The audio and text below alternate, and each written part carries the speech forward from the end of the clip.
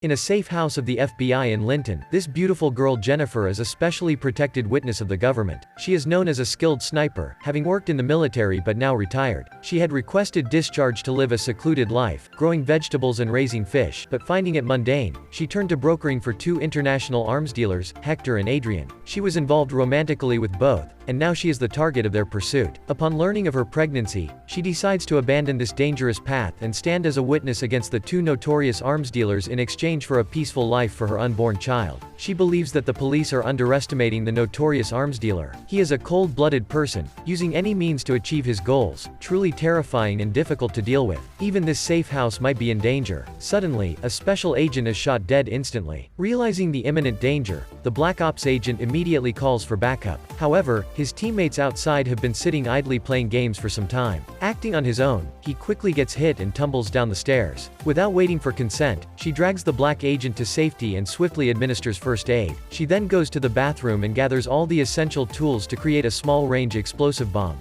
Quickly, Adrian, the criminal mastermind, discovers her hiding place. He wants to kill her to cover his tracks, but with her marksmanship skills, she quickly shoots him in the hand, causing him agony and dropping his gun. He also notices her pregnancy. Instead of showing mercy, he forces her to swallow a whole knife before giving birth. Jennifer screams in pain and despair, partly due to the pain and partly due to her concern for the helpless unborn child. Just when the situation was at its most critical, the bomb explodes, turning the criminal into smoked meat. Because she was sitting in a hidden spot out of the bomb's range, she remains unharmed. Quickly, she was taken to the hospital for emergency treatment. Luckily, her third child was born healthy without any scars, and she was even happier to find out that it was a beautiful and adorable baby girl. Usually, the heavens do not allow us to be too happy for too long. A senior FBI agent entered and stated that Adrian's body was not found, suggesting the possibility that his associates saved him before the authorities arrived at the scene. To ensure the safety of her daughter, they planned to place the baby under witness protection. This meant cutting off all contact between the mother and child. Of course, she refused. She was confident in her skills and believed she could protect her beloved daughter herself. However, the agent argued that despite her record of continuous combat in Iraq and Afghanistan, with her precise shooting range of 1,300 meters using an M24 rifle, it would not help protect a child from the notorious arms dealer.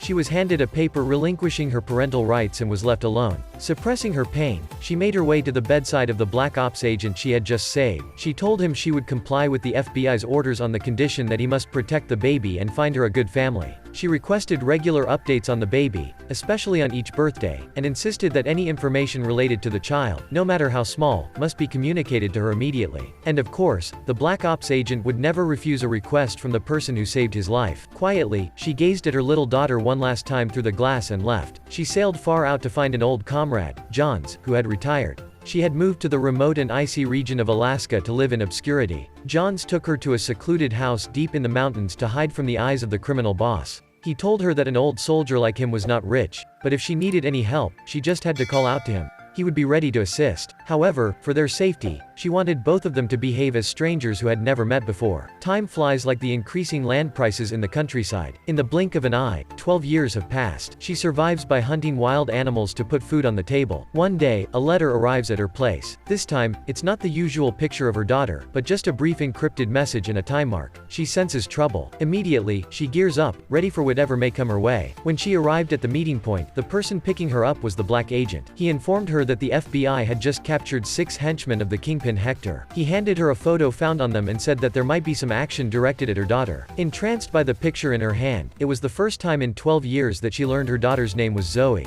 To ensure her daughter's safety, she chose to protect her from a distance quietly. Today, while Zoe and her foster mother were playing in the park, she noticed 2 suspicious vehicles approaching, one red and one black. She immediately loaded her gun, ready for combat, and at the same time, in the crowd, she recognized a man with a spider tattoo on his neck, making a move. Without hesitation, she took down both of them in a swift move, and as soon as the first shot rang, people around started to flee in panic. At that moment, the gang leader sitting in observation spotted her and signaled his men to approach her. He himself rushed toward Zoe, snatching the little girl from her foster mother's grasp. Just as she was about to take a precise shot at the gang leader, a passing car obstructed her view. Seizing the opportunity, the gang leader grabbed Zoe and fled in the black car. Just then, the henchman reached her, and she quickly grabbed her gun and hid under a nearby truck. She stealthily crawled under one car after another. The bald leader, wielding his fierce weapon, relentlessly pursued her, shooting anyone he laid eyes on. She remained composed, broke through the undercarriage of a wrecked pickup truck, and then slid inside, using a knife to pick the lock. The sound of the engine startled the henchman, but before he could react, she rammed the vehicle straight into the bald leader. Immediately, she drove off, intending to leave the chaos behind. However, before she could escape, a police car blocked both exits. Without hesitation, she leapt over the railing and landed on the ground. The black agent arrived just in time to rescue her from the tumult in the blink of an eye. In the kidnapping of Zoe, she recognized the man with the spider tattoo as the right-hand man of the kingpin. She quickly changed into the clothes prepared in the car and explained that their goal was to lure her out, with Zoe being nothing more than bait. Two burly men arrived at Zoe's foster parents' house to assess the situation. Seeing the pictures of the girl's various life stages displayed around the house, the motherly figure couldn't help but be moved. Witnessing the care and love Zoe received from her foster parents, she also felt somewhat reassured. Following the plan, the two disguised themselves as a married couple and headed to Havana in Cuba to track down the whereabouts of the kidnappers. The two of them headed to the bar where the venomous spider often frequented, and as expected, he appeared. He cheerfully greeted his friends, completely unaware of the danger lurking nearby. Seizing the moment when he was alone and taking a sniff, she immediately subdued and captured him. At that exact moment, the black agent was stabbed unexpectedly, causing her to be distracted. He quickly sprang up and fled, prompting her to give chase. They ran across rooftops, causing a wild chase, billowing smoke from narrow alleys onto larger streets. They even burst into a civilian's home, creating chaos that left the bewildered children unsure of the impolite guests. Spotting a powerful motorcycle, she borrowed it without a second thought and sped away without looking back. As they approached a bend, a group of students blocked the road, momentarily impeding her. The black agent caught up just in time, and she signaled him to pursue the fugitive. She also gave chase on the motorcycle, but the two ahead skillfully maneuvered, easily dodging her efforts. Feeling outmatched, she rammed the car straight into their rear, causing a jolt that sent them off course. Successful people always find their own way. She chose a narrow alley meant for pedestrians and barreled down it. She ended the chase by directly ramming into him at the intersection. Having successfully captured him, she expressed her love through a series of torture sessions. It could be said that even if he unlocked his phone, the Face ID wouldn't recognize its owner now. Inflicting unbearable pain, he finally surrendered and revealed that Zoe was being held in none other than the former mansion of the kingpin, Hector. Despite knowing it was a trap, she still decided to charge straight into the lion's den. Before leaving, she made sure to leave the venomous spider on the altar to admire the naked chickens and inhale the strong scent of smoke. They returned to the inn to prepare for the next rescue mission, while bandaging the wound for the black brother. Finally, she told her story. Returning to the time when she was still in the military, Adrian was a former Special Forces member who trained her in the sniper unit. He saw her as talented and promising, so Adrian suggested she work with him, but she had no intention of working for Adrian. So she turned down the invitation, waiting for another opportunity, which eventually came in the form of Hector, a notorious arms dealer. Hector had weapons, Adrian had a business network, the potential was clear. She took on the identity of Hector's girlfriend. She introduced Hector to Adrian and openly became Adrian's business partner. In this way, she entangled herself with two men at the same time, until she realized she was pregnant. It was also around that time she discovered that the transactions between Hector and Adrian were gradually becoming unusual. She immediately investigated that night and discovered that they were also trafficking people. This was so disgusting to her that after discovering that inhumane act, she decided to leave and report it to the FBI. After the conversation, the two went together to search Hector's grave. The two of them worked together as well as Auntie and Yin Kai Bin. With her master's sniper skills, she quietly shot down all the guards outside. The black agent also helped her take down a few guys, then sneaked inside the villa, then destroyed the building's electrical system. She was like a tiger that had grown wings, starting to roam in the dark, alone going around every corner to find Zoe, shooting down all the remaining guards in the house. She finally found her daughter in a locked room. She quickly led Zoe out of here, ignoring the girl who was baffled and didn't know where this was or who she was. Seeing the black man, the little girl ran and hugged him. When my father saw me, his eyes widened. Seeing that her daughter was safe, she told the black man she still had work to do, then went back upstairs to settle her grievances. She entered a room filled with candlelight. Hector had been waiting here for a long time. As soon as she stepped in, he immediately pointed a gun twice as big as a threat. He asked her, "Is Zoe his child?" "That does not matter." Hector is still bitter that she betrayed and destroyed everything he built. He approached to solicit 69 tons of coal when she used an iron head to attack, pulling out a spear for a long way to send him back to the Pluto team. Then turned this entire villa into gold. Don't joke with women, especially those who are mothers, you hear. On the way back home, Zoe always felt a strange sensation whenever she saw Jennifer. The clever girl even went online to research how to check lineage using DNA and noticed her mother was packing to leave. She quickly approached and straightforwardly asked, "Are you my mother?" Jennifer was taken aback and then sorrowfully said no, as tears streamed down Zoe's face while she watched her leave. Zoe was certain that this was her biological mother. Jennifer had made her decision. She would continue to stay hidden to ensure the safety of her daughter. Today's events had shown her that she couldn't always protect her child. Yet, as her daughter waved goodbye from the car, Jennifer recalled the moment she was pregnant, how happy she was to hear the baby's heartbeat, loving her child but unable to express it, her chest tightening. Suddenly, from a mother's intuition, she had an uneasy feeling and kept an eye on a nearby vehicle. As the black agent and Zoe were happily driving back home, they were suddenly hit by another car speeding recklessly. The impact rendered the agent unconscious and left Zoe in a state of panic. The person who emerged from the other vehicle was none other than Adrian, with one side of his face severely burned. He had survived the explosion 12 years ago. At this time, she also drove a large piece of manure and ran to the rescue. She glanced at the car leaking gas and immediately came up with a plan. But before she could do anything, Adrian pulled out a gun and shot the black agent dead right in front of her. She immediately told Zoe to run, then threw a lighter into the car as a distraction. Then she rode her motorbike and pulled Zoe into the car, and mother and daughter left together. After this incident, she realized that things couldn't continue like this. Those close to her might not be able to protect Zoe now that the black agent was dead, and Zoe herself lacked the ability to defend herself. She couldn't just take Zoe home like this. Adrian, the boss, was certainly intensively searching for the two of them, and he wouldn't hesitate to use any means to kill them both. Therefore, she secretly took Zoe's phone,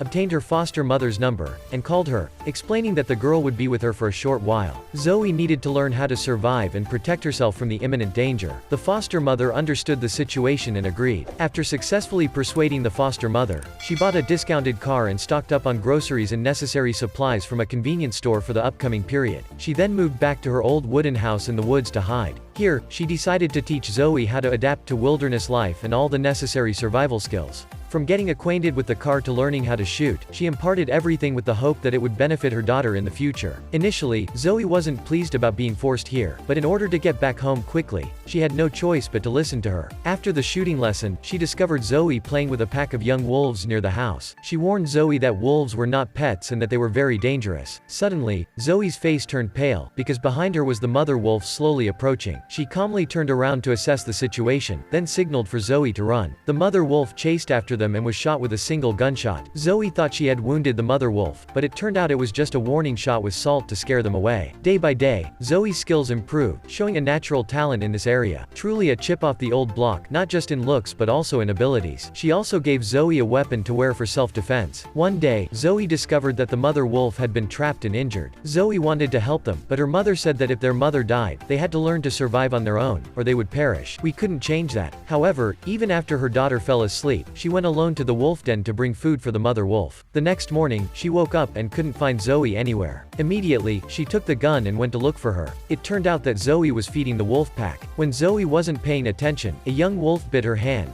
resulting in Zoe needing 8 stitches at the hospital. Another issue emerged during the hospital procedure when Zoe revealed her real name to the doctor. Now Zoe's information was in the computer system, and it wouldn't be long before Adrian tracked her down here. Without hesitation, she packed up and took Zoe to her former colleague's place. The location had been compromised and was no longer safe. She wanted him to take Zoe away to safety. As for herself, she would return to the wooden house to prepare for a showdown with the boss's army. She knew she couldn't lie to Zoe, so she wrote a letter to her uncle, asking him to give it to Zoe when things settled down. Seeing her abandon her like this, Zoe grew to resent and hate her. Zoe didn't know her mother was also in great pain, but she had no other choice. At dawn, Adrian brought his entire team to this remote place. Zoe was still struggling with being left behind and her mother's seeming rejection. It was at this moment that Uncle Johns finally spoke, telling her not to pay attention to words but to look at actions. Zoe would realize that her mother only lived for her. Coincidentally, Zoe found the letter her mother had left for her, containing words of love that her mother had buried deep in her heart. The only thing that put her mother's mind at ease was knowing that her child was safe. That's why she was willing to sacrifice herself to protect her. Zoe was the only beautiful thing her mother had in this world. Her mother had shown her love in the only way she knew how, always loving her mother.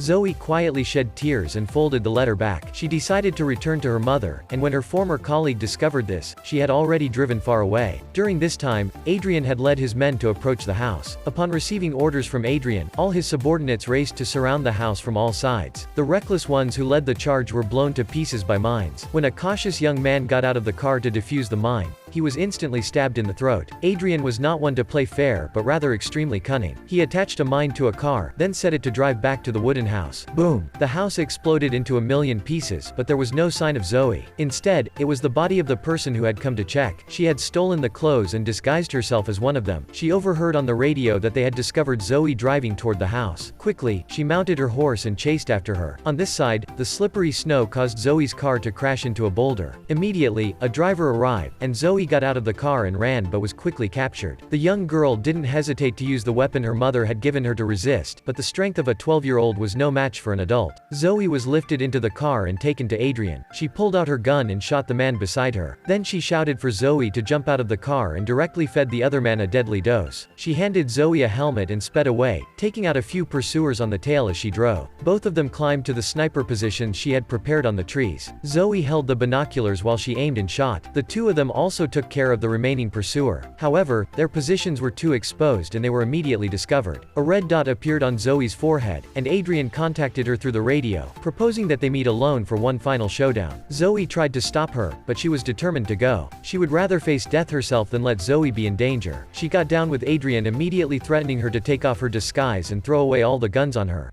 Then both of them engaged in hand-to-hand combat. The weak and delicate girl was no match for the man who had trained her. She struggled with Adrian, then tried to lock his arm. Adrian quickly escaped, pinned her down, and she retaliated with a punch. After separating, she rushed back and continuously attacked, leaving another mark on his avatar. Adrian, infuriated, used a necklock. She struggled but failed to break free. When it seemed hopeless, a gunshot rang out, hitting her and causing her to fall back, dragging Adrian down with her. It was Zoe who fired the shot. The mother gradually regained consciousness, feeling her chest and discovering the pellet Zoe had used, causing no harm. Her hand was dislocated from hitting the rock, but she ignored the pain, noticing Adrian's car leaving. Hurriedly grabbing a nearby gun, she tried to stay calm, aimed precisely, and pulled the trigger. The first shot missed as she couldn't control her hand. Forgetting the pain, she made another attempt, taking a deep breath before pulling the trigger. The car kept going, prompting her to scream in desperation. Yet, the bullet hit its mark. The car ran a few more meters before coming to a stop. Zoe immediately got out of the car and ran to her. Seeing Zoe getting closer, she was both crying and trying to sit up, while Zoe ran into her embrace, and the two hugged each other in tears of joy. The story came to an end as she kept her promise to bring Zoe back home. Before the little girl got out of the car, she couldn't help but hold her tightly, and both of them expressed their genuine love that had been suppressed for 12 years. Watching her daughter return to the embrace of her foster mother with her glasses on and leaving happily, the film ends with Zoe returning to her peaceful life. The mother continues to watch over her daughter through a telescope, and Zoe is aware that her mother is silently watching over her like a guardian angel. The way a mother assassin demonstrates her love for her daughter may be different from other mothers, but she always prioritizes her daughter above all else. She could do anything to protect her child, truly exemplifying the sacred bond of maternal love, isn't it? The movie ends here today. If you enjoyed this video, don't forget to like, share, and subscribe to our channel to support us. Thank you, everyone.